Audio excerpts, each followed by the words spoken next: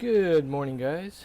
Yeah, I did an hour-long video on how to install this cable management on the bike, and I managed to screw that up. I forgot to put the adapter on the task cam when I was doing the sound, and there was no sound. So all the footage is pretty much, well, it's not lost. I'll splice it into this where I'm actually installing this. It basically comes in a package like this. It's just more of a roll. It comes with this adapter. How this works is you would clamp this over your wiring, and then you would find this slit that opens up, and then basically use a horn and slide it over like that onto the wiring. It helps from using your finger to work it all onto the cabling. It does work good, which we'll show you. I had to remove all the stuff on the side here because I had to flip all the wiring over to the other side. I had about at least 3 to 6 wires per side. It was getting a little bit ridiculous, but as you can see how nice and neat that is. You can see that all the way down there by the shock, all the way up, and then I terminated the end to keep it from unraveling with a pull tie. I got about 1, 2, 3, 4, 5, maybe 6 cables in that one little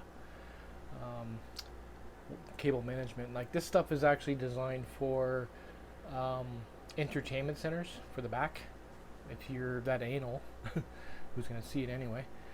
But it works great on e-bikes, and usually when you buy a retail e-bike, it will have stuff like this, but just thinner.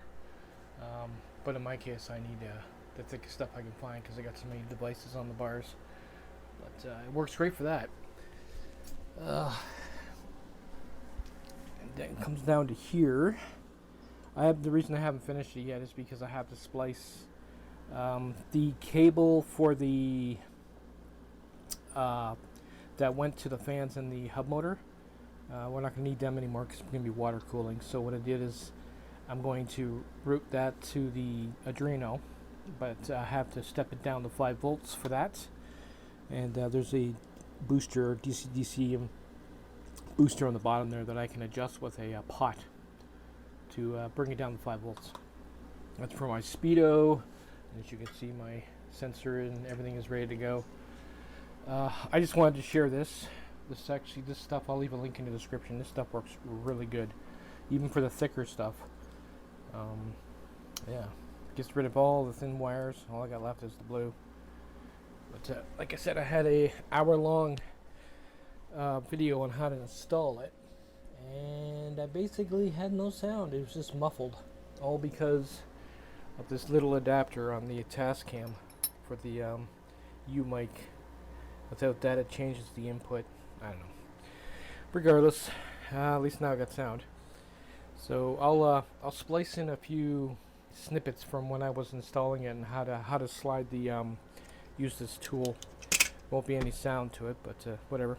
Later, guys.